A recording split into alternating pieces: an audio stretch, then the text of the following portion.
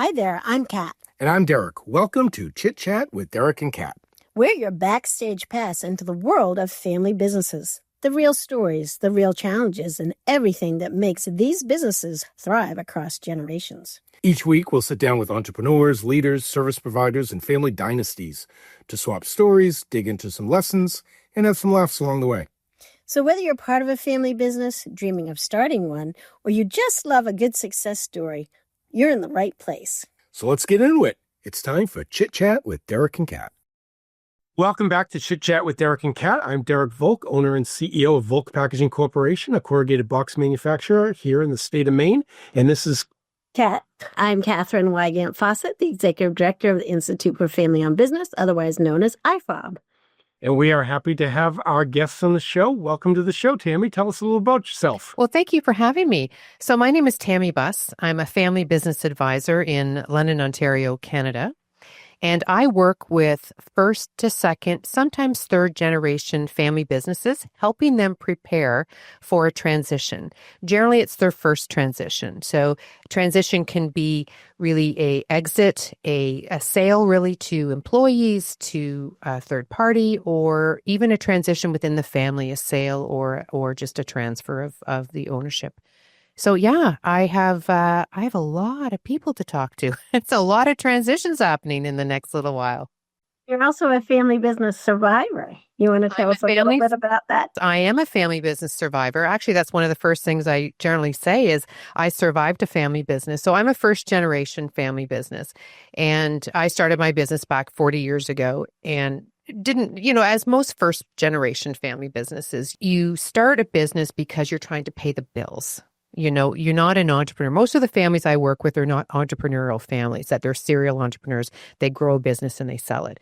So just like most of my clients, I actually started a business just to pay the bills. And, fast forward 35 years later, you look up and you go, oh, what am I going to do with this? This is actually a business now. I don't know. I haven't really talked to my kids. In fact, it was probably 10 years ago. So I started that whole succession plan by making sure I had the right successor for my own roles.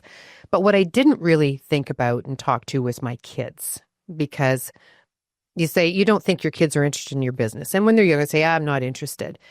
But I ended up transitioning the business. I actually broke it into several pieces. So part of it I sold to one of my employees and a third party.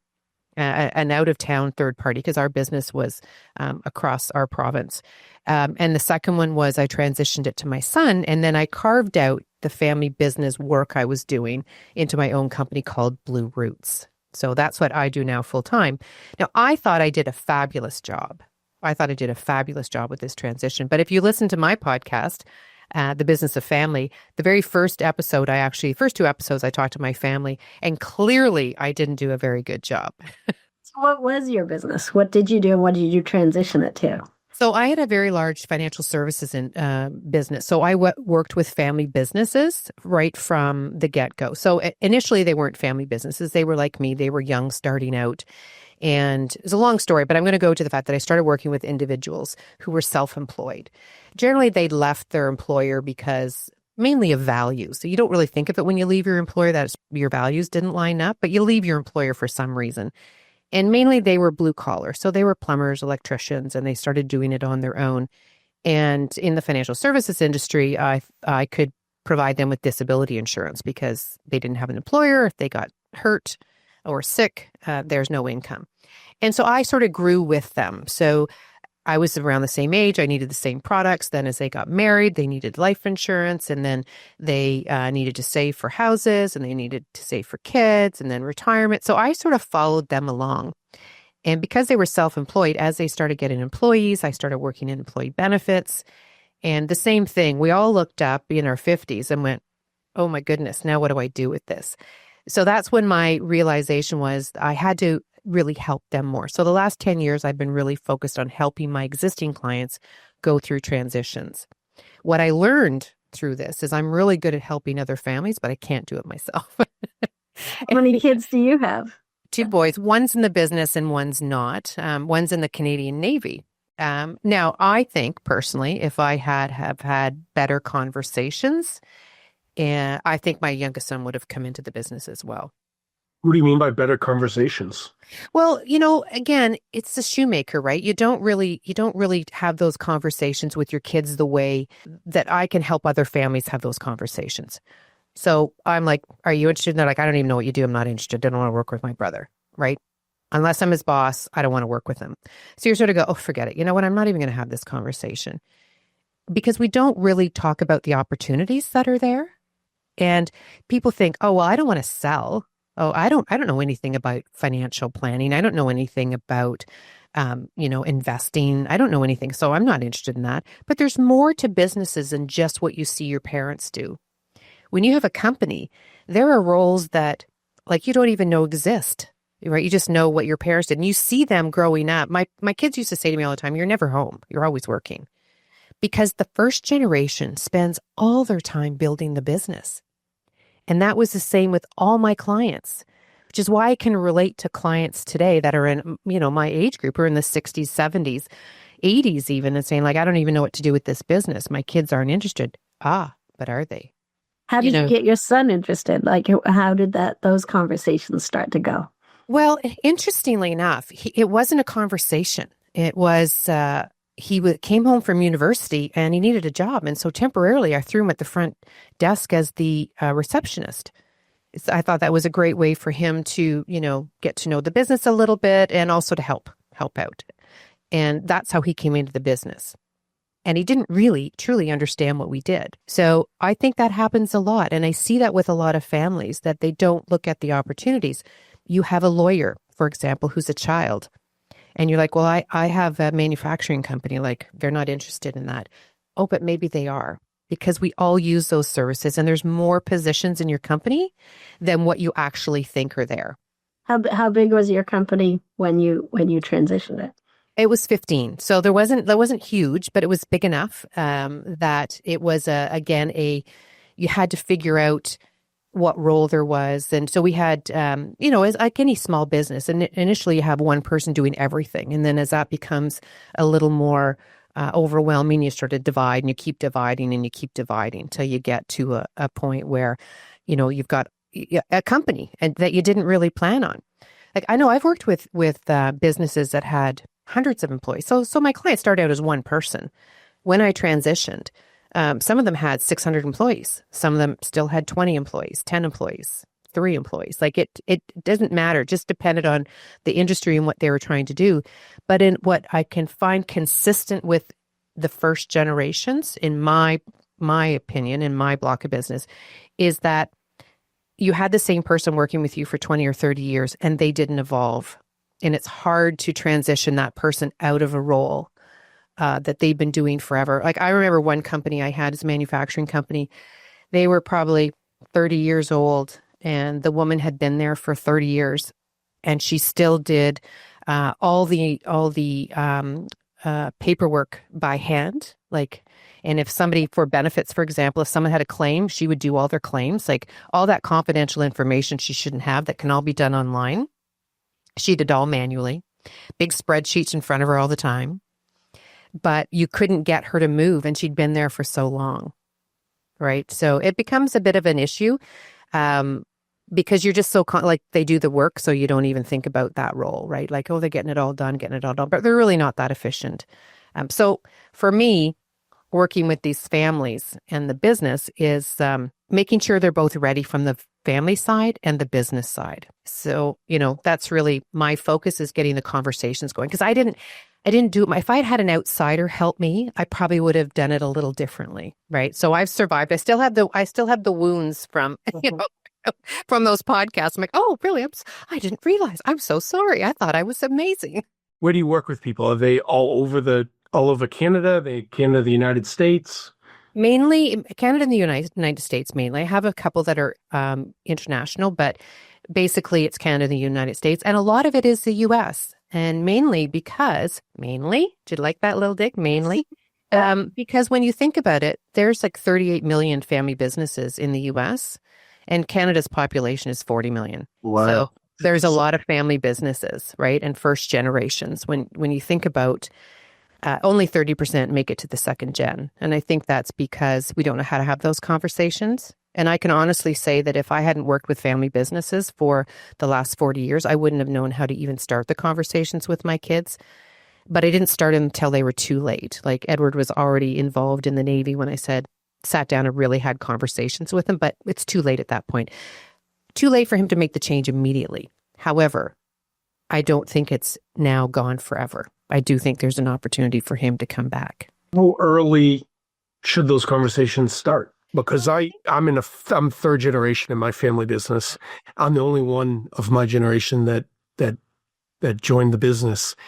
And it was interesting because I always say that my father always encouraged us, but he never pressured us. We always knew that he wanted, every time there was a newspaper article, he would talk about how he was building this for his kids. So we always knew that was what he had in mind, but I never felt pressured to join the family business. Right. Absolutely. There should never be pressure. But I think what a lot of family businesses or families in general who are in business don't really explain the business, the opportunities. What I spend a lot of time educating my families on is the three-circle model, which was developed out of Harvard back in the 70s. And you're going to be talking about that with our people in the fall. Yeah. So the three-circle model is really a Venn diagram where you've got a family, the business, and ownership. And when you have a Venn diagram, there's 7 positions. And understanding what is a family, what's the family's roles and responsibilities, what's the business roles and responsibilities, and what the ownership roles and responsibilities are. Once you understand that, you go, well, I don't have to be in the business, because in the business is actually working in the business, getting a, having a role, getting a paycheck for a job you do, just like you would with any other company. Ownership, on the other hand, is the ability to own that company, but not necessarily work in that company. And of course, the company would then, report back to the owners. So when you're one person, so a first generation is in the 7th position, which is the middle, which is all 3, which is very muddy. So you're a family, you're an owner, and you work in the business. You're all 3. So you don't really, when you're having conversations, what lens are you, looking through? What hat are you wearing when you're having that conversation? And I always refer back to very large family companies like the Waltons, who own Walmart. They probably own the company. They're not probably working behind the cash or as a Walmart greeter. So you can have that opportunity to still own the business and not work in the business. So again, those are the conversations that you have with your kids. Like, okay, I don't really want to work in the business. I want to roll in the business, but I'm really so proud of the fact that you grew this business. It's, 50 years old. I'm so proud of this, and I want to still be a part of that. Well, those are conversations we don't generally have, right? It's either you work in the business because we started the business. Our vision of being in the business is working in the business, not just being an owner. So, now I'm an owner with my son in the benefit side. So he does benefits and pensions for family businesses. I'm an owner now with him, but I'm an owner only. I don't have a role in the business. I'm a mentor to him, but I don't actually get a paycheck working in that business. So understanding that, I think that's where the disconnect comes a lot, is what does that mean to be an owner? Can you be an owner and still own that family business? So when it becomes more complicated, as you know, as a third generation, it starts off with mom and dad and the number of kids, and then it's their kids and their kids and their kids. And it becomes more and more complex as you get down the generations. So what I try to do with my families is to help them understand what this looks like, or what it could look like down the road, and how to then start having governance. I hate using the word governance because first generations go, I don't even know what that means. But I don't know what governance is. Really just a way you make decisions, right? And depending on how many owners, you have different governance structures. You do. The bigger you get, right? As well as the family. So there's family councils, right? Because if you think of it, Derek, how many kids are in your family? My siblings or my kids? So your siblings, because you're a third generation, right? I have 3 siblings, and then I have 2 cousins that could have come into the business. So that's 5. So then if you go, okay, well, the 5 of you, how many children do you have between you? A lot. Yeah. So what happens is it becomes more complex. So as you get more and more to have these family meetings and to talk about, you can't have 35 people sitting around a boardroom making decisions from the family perspective. So you look at sort of silos. Okay, well, Derek gets, one representative from his side and so each one is a representative of the family branches, which then helps as the generations go deeper. And then they might have somebody who's on the board, because it's not always just family members on a board. But it takes a generation or two or three or four before you start to look at that. Interesting when you talk about that, and it gets and I have friends who have family businesses that are in that situation where there's 30, 35 people in our situation, it was, if you're not in the business, you're not an owner, you're not involved. That's it. You're not involved at all. So what I've been trying to do, and a friend of mine recommended this to me a couple of years ago, I started having quarterly, he called them family advisory meetings with my children. Yep. Because in the event that something happens to me, those 4 kids are going to suddenly, I have 4 kids, those 4 kids are going to suddenly own this business. Mm-hmm. And if they don't have any idea what the heck is happening here, they're going to walk into an absolute chaos. So once a quarter, I have a phone call with them, a Zoom, like we're doing right here, and I just bring them up to speed on what we're doing, decisions we've made, go over the financials. The first couple I had to go through and explain what all the financial metrics meant. It's been really good for them so that, if I don't come down for breakfast some morning, they right. actually have an idea what's happening here. And see, those are family meetings because they're not involved directly in the business or have ownership yet. So that's a family meeting. So you got to remember that the family directs the business and the ownership, right? So the family is in both of those. And the business reports to the family, to the owners. But in fact, it's kind of to the family, depending on what the size of it is. But as you get deeper into the generations, like your friends who have 35 people, you're not reporting to the family of 35. You're reporting to the owners. And if there's 4 branches of the family, there's probably 4 members of the family there who are getting the information from the business as owners. And then they're going back to their branches of the family and letting them know. But then sometimes you do have the big family meetings where everybody's together and you're just having fun and all that kind of stuff. So as you get further in, it's more important that you have the structure. And like you said, if you're not working in the business, you can't be an owner. That's a rule that a family makes. And so that's, again, a family decision. But you might decide in a generation that we don't want that anymore. That we want this to stay in the family. And so you don't have to be working in the business to sit on the board or to be an owner. But in order to have that, you might have to go through this learning, this course to understand what it means to be an owner, what it means to be a shareholder, to understand that. Because as it gets diluted, the shares get diluted as the family gets bigger and bigger. One of the gals I work with, they have 100 people now in their family business. Wow. And it's actually not far from Maine, I believe, that their business is a farm, been around for a number of years, and there's 100 cousins involved now. So they might only hold 100 cousins, right? It's down to the cousins. Starts off as, the founder, then it becomes the siblings, and then it becomes the cousins. And it always stays at cousins. It's just the cousins just getting bigger and bigger and bigger. But sometimes, if you've got 4 siblings, in your case, Derek, with your kids, the decision is, how does that transition? Should it go to all 4? Does 3 don't want it at all? 1 want it. So it's not an all or nothing. Every family makes their own decisions. And it's really a matter of what the family wants to happen to this business. So a lot of decisions are sometimes focused on, well, Dad says, well, or Mom says, well, they can't afford it. I don't know. They can't afford it. I'm just going to sell it. But what does that look like? Why? Is it because you need the $10 million today, or because you need $100,000 a year to sustain your income? Or I'm not giving up control. Well, you don't have to. It's what does that structure like? Structure might be the founder or the gen that has the ownership might decide they're never giving the ownership up until they pass away. That's okay. But there's something written down, right? So my role is to sit with the family to find out what the family really wants to happen moving forward, using and understanding all 3 circles. Like I said, I didn't do it quite the way I should have because I was the founder, I'm the mom, And the kids answer in the way that they think you want them to answer. That's complicated, isn't it? Like my son, the youngest son, is like, well, I don't work with brothers. But he wouldn't say that if there was a third party leading the meeting, right? If there was a third party in there, he wouldn't act like he's 2 years old and just push my buttons. Do you think it matters then? Because what I'm hearing is, because I've always heard that it's based on the ownership and that's what happens and how it goes with the family. But you're saying there might be another opportunity where it's not necessarily, because what I found is that, if it's one child to the parent, it's one person, that person's in control. They have the ownership. It's easy to have the governance there. But then if you get the siblings, there could be 2 or 3. So then it becomes more like an oligarchy.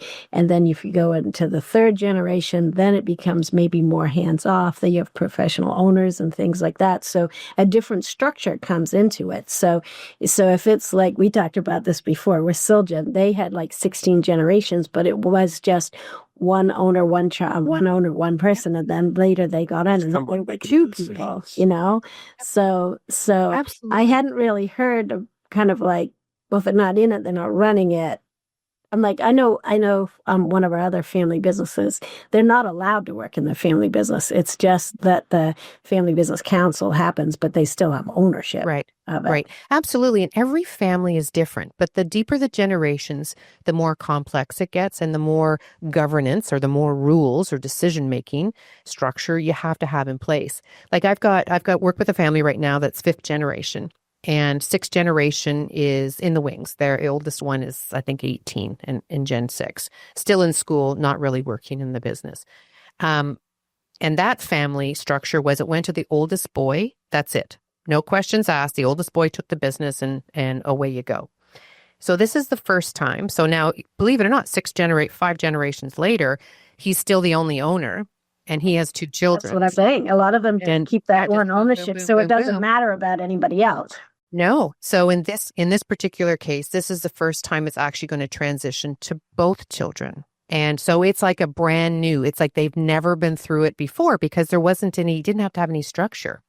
So interestingly enough, the conversations we've been having is this founder, or sorry, the current owner, they actually have 11 different companies. So it becomes very complex, right? He's very much an entrepreneur, unlike this, 5 generations before.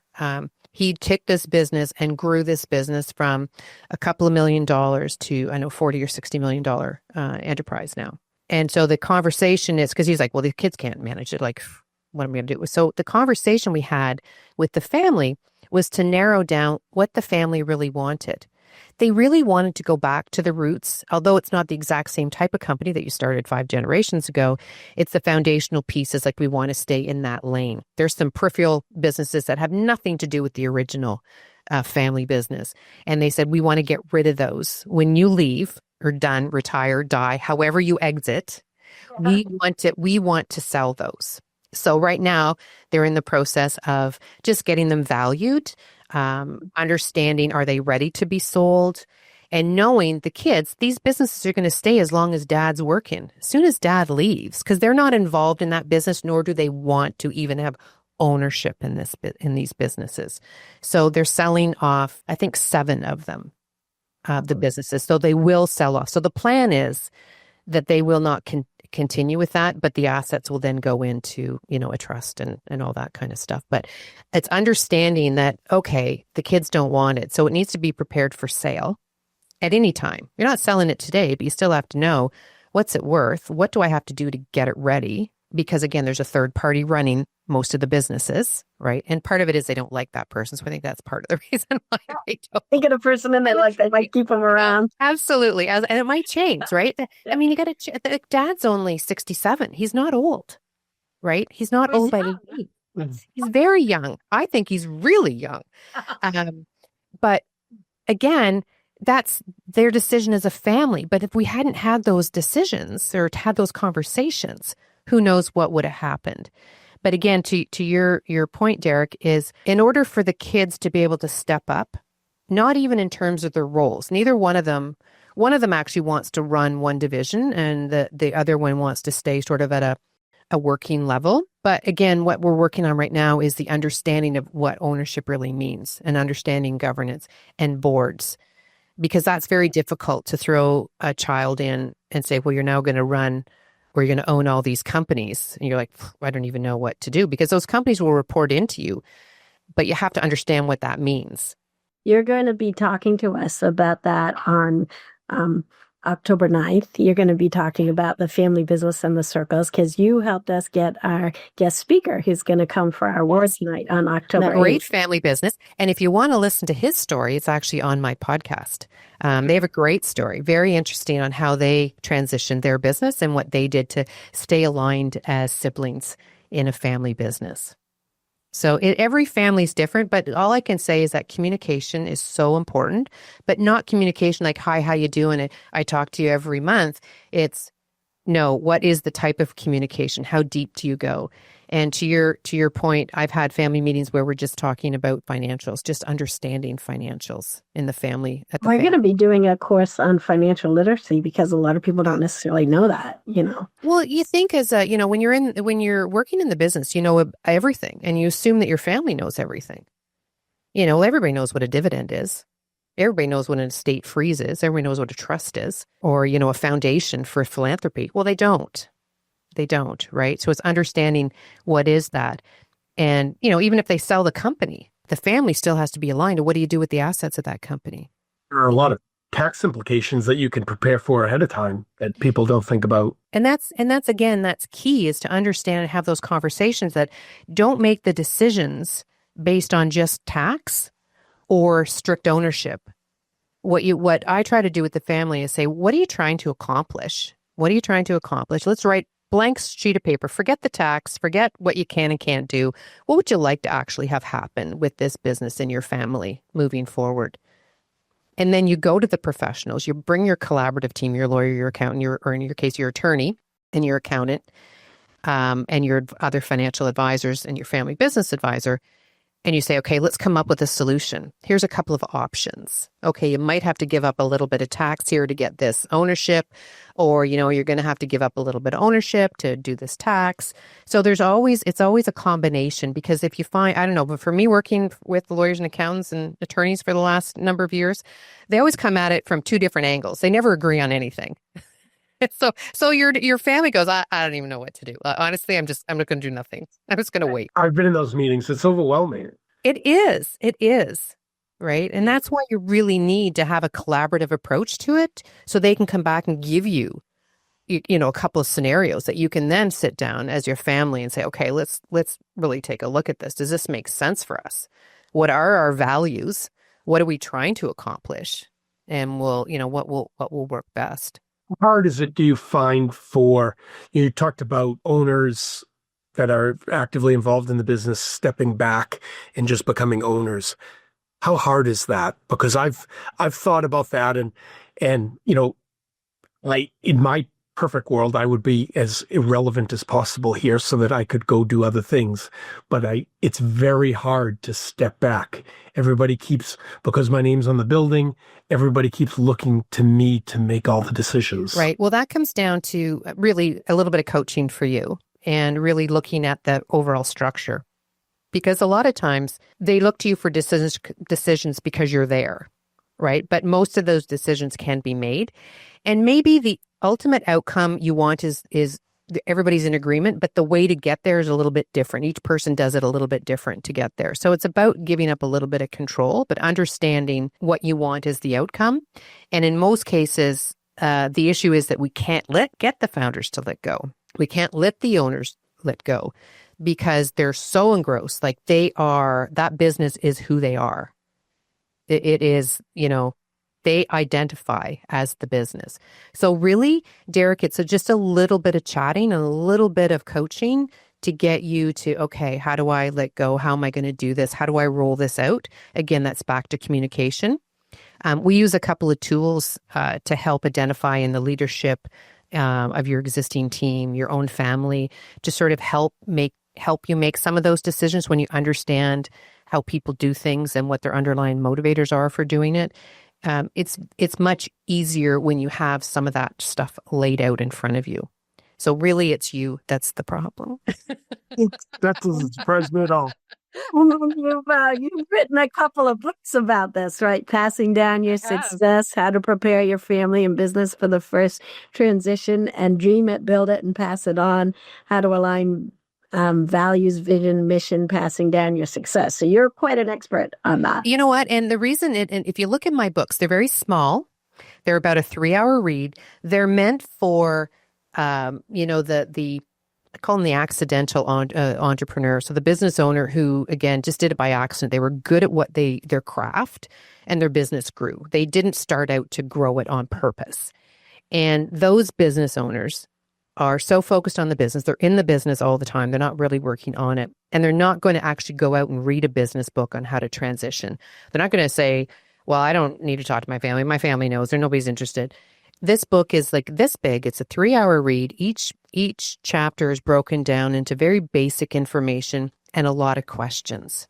So the first one is how to get your family and business aligned. A lot of questions. So it's not in depth. I took all the jargon out. You're never going to find a word like governance. You know, if you could give this to, your child in grade 5 and have them totally understand. Like it's meant for a quick, easy read. You don't have to think too much except for the questions.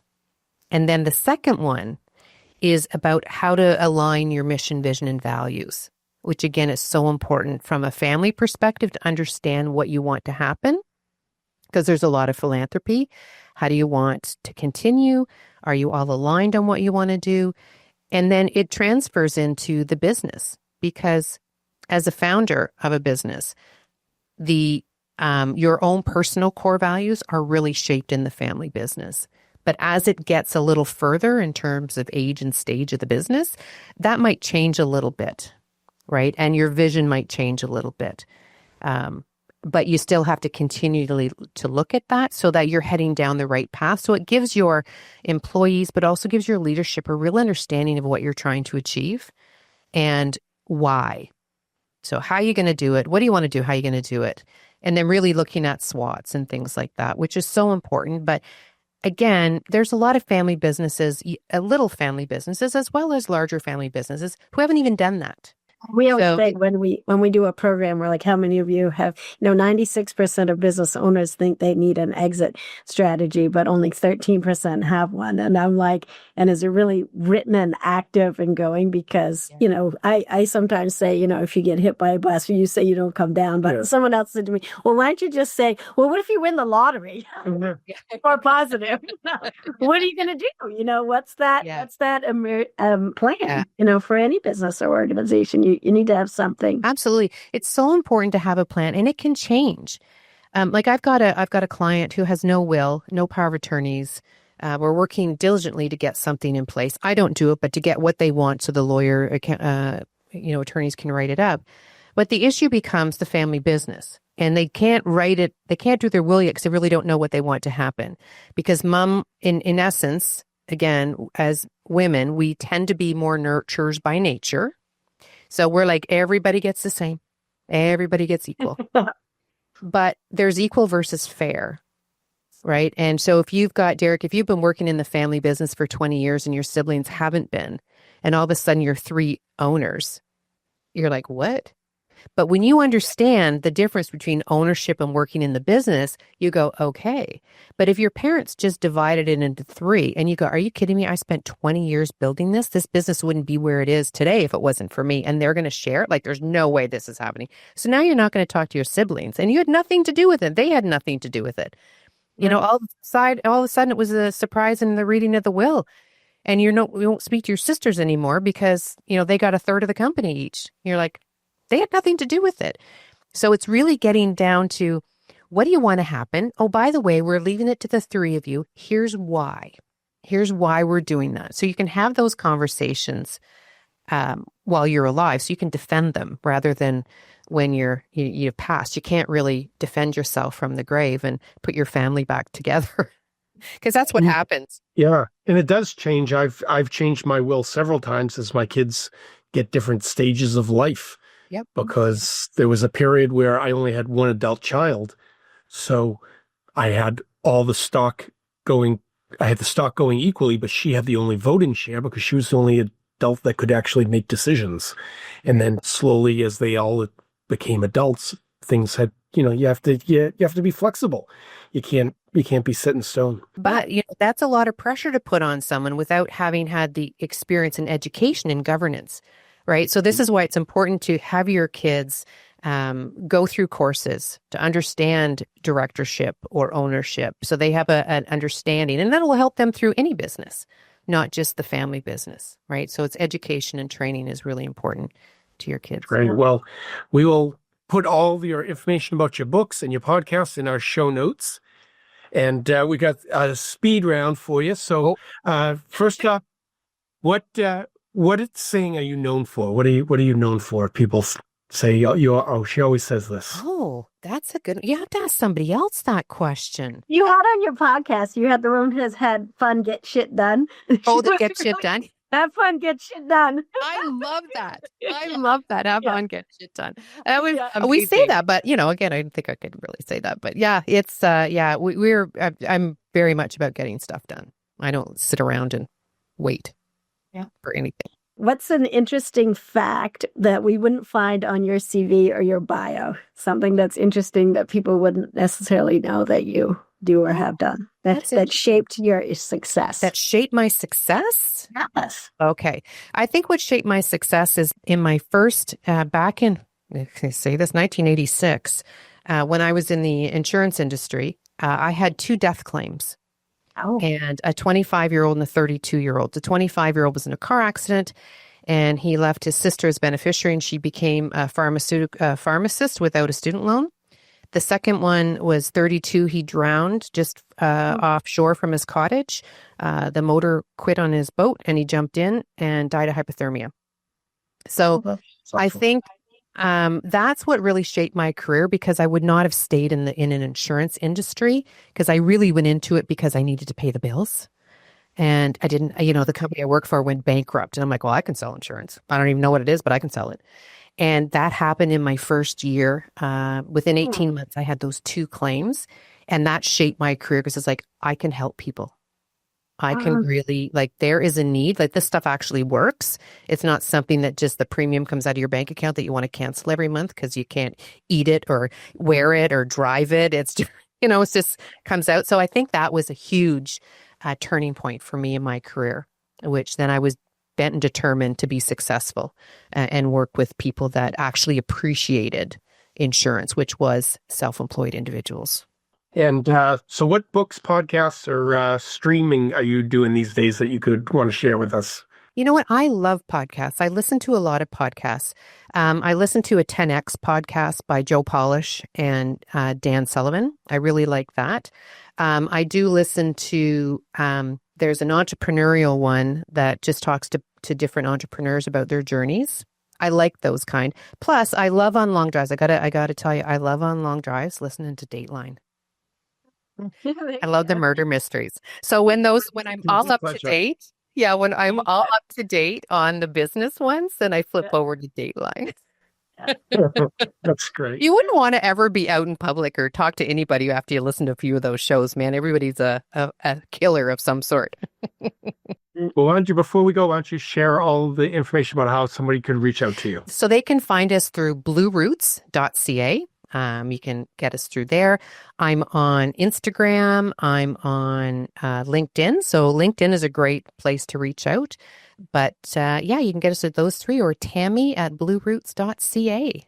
And we'll put all that in our show notes. Thank you very much for being on the show, Tammy. We appreciate it. Thank you. Thank you for inviting me. To see you. Yeah, have a great day. See you. Thanks. Take care. We'll be back next week with another episode of Chit Chat with Derek and Kat. Thanks for joining us for this episode of Chit Chat with Derek and Kat. If you loved hearing today's family business story, don't forget to follow the show and leave us a review. It helps more people find these amazing stories. You can listen to us on Apple Podcasts, Spotify, Amazon Music, and YouTube. And don't forget to subscribe so you never miss an episode. Want to learn more about the families and service providers we feature, or get involved with the Institute for Family-Owned Business or Volk Packaging Corporation? Visit fambusiness.org, fambusiness.org. We'll see you next time on Chit Chat with Derek and Kat.